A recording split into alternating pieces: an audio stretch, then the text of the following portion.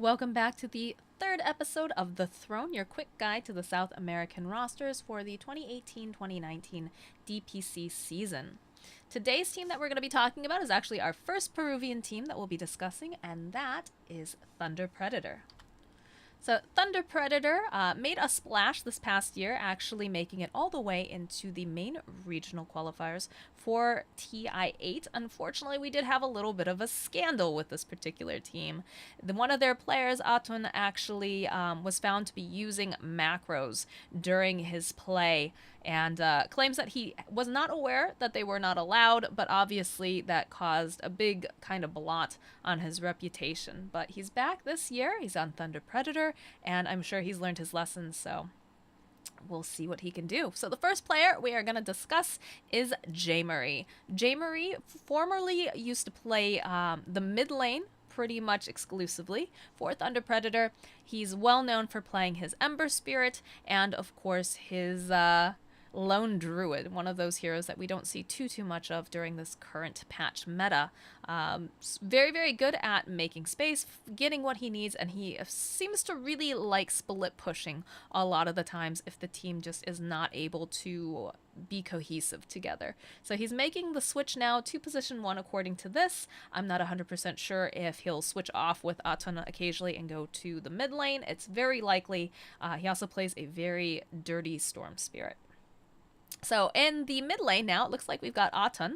Atun played, kind of fluctuated a little bit. I've seen him as a position 1 player. I've also seen him as kind of an offlaner.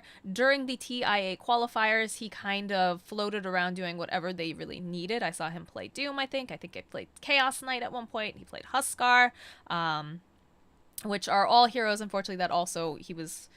Well, not all of them, but the Huskar and, of course, the CK all had armlets that were being toggled by a macro, unfortunately. But despite that, I've seen Alton play other heroes that do not require any sort of a macro or anything like that, and he looks like a very strong player. I still believe that he's got a lot of talent. You know, he made a mistake, and hopefully, you know, his career is gonna just do even better now. In the position 3, we actually have Sword. Sword in this past year was playing on the team Midas, which also made it into the TI8 main regional qualifiers, but it looks like now he's going to be making his home here with Thunder Predator. Sword plays played offlane before this as well. For the team Midas, we saw him play Doom. Seems like a very versatile player, solid, and, you know, doesn't feed his lane too much or anything like that. So just a very solid, well-rounded player for Thunder Predator. Schofield got picked up as their position 4. Schofield, formerly of Infamous, played quite a bit of Clockwork.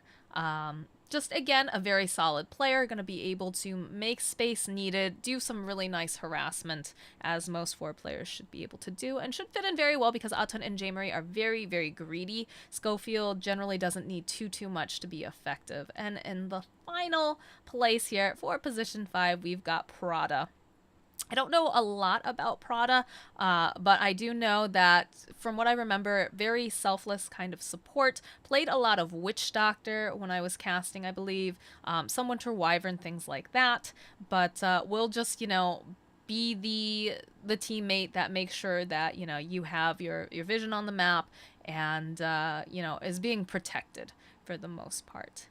If people have any insights on a couple of these players, because I'm not 100% super well knowledgeable on a few of them, feel free to comment and let me know, because again, the reason why I'm making these videos is to help English speakers kind of get to know the South American scene better, start to get excited about certain players, and just, you know, bring more hype in general.